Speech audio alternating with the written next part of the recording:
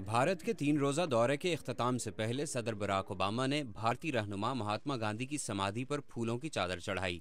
इसके बाद भारतीय पार्लियामेंट से खिताब में उन्होंने दोनों मुल्कों के इज्तिमाई मफादात के हुसूल के बारे में बात की।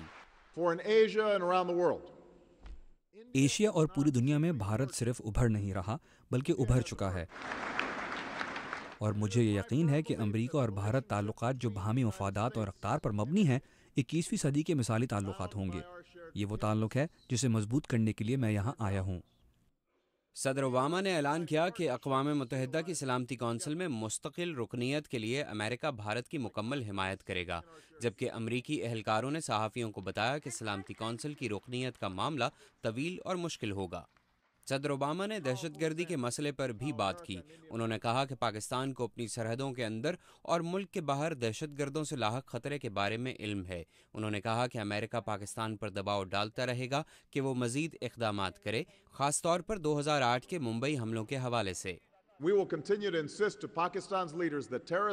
हम पाकिस्तान के रहनुमाओं को कहते रहेंगे कि उनकी सरहदों के अंदर दहशतगर्दों की महफूज पनागाहें काबिल कबूल नहीं हैं, और मुंबई के हमलों में मुलव्वस दहशतगर्दों को इंसाफ के कटहरे में लाया जाए।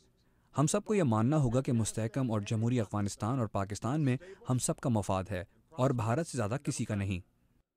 अमेरिका और भारत के माशी ताल्लुकात, मसला कश्मीर, भारत और पाकिस्तान में कशीदगी कम करने और एटमी हथियारों के अदम फैलाव से मुतल्लिक एक न्यूज़ कॉन्फ्रेंस में सदर ओबामा ने कश्मीर पर बराह रास्त बात करने से इज्तनाब किया, मगर कहा कि अमेरिका ये चाहता है कि भारत और पाकिस्तान कशीदगी कम करने के लिए कोई रास्ता निकालें। मैं समझता हूँ कि वज़ीर आज़म मनमोहन सिंह अमन की ख्वाहिश के लिए संजीदा हैं, तो मैं समझता हूँ कि दोनों मुल्क आने वाले महीनों या सालों में कोई तरीका ढूंढेंगे जिससे उन मुश्किल मसाइल पर बात हो सके। सदर ओबामा की जानिब से कश्मीर को पाकिस्तान और भारत का आपसी मसला करार देने से भारत के ज़ेर इंतज़ाम कश्मीर में ख़ास तौर पर मुसलमान आबादी को मायूसी हुई है, और ये शिकवा भी है कि भारत की जमहूरियत की तारीफ करते हुए सदर ओबामा ने जून से लेकर अब तक जम्मू और कश्मीर में भारतीय सिक्योरिटी फोर्सेस के हाथों 100 के करीब कश्मीरियों की हलाकत को नज़रअंदाज कर दिया। भारतीय फोर्सेस पर पत्थर फेंकते और आज़ादी के नारे लगाते ये नौजवान अपने चेहरों को छुपाए हुए हैं ताकि भारतीय हुक्काम उन्हें पहचान कर उनके पीछे न पहुंच जाएं। बहुत से कश्मीरी नौजवानों को अपने मुस्तकबिल से कोई उम्मीद नहीं। किस बारे में ना हम कुछ काम कर सकते हैं, काम करेंगे तो बोलेंगे कि देखो ये फलानी है, वो है। नौकरी नहीं कर सकते क्योंकि एफआईआर थानों में भरा पड़ा है, हर एक का, मेरा नहीं, हर एक का, जो भी इधर कश्मीर में यूथ है उनका भी।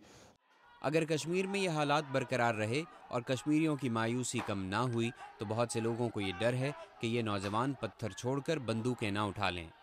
मोहम्मद आतिफ, उर्दू VOA।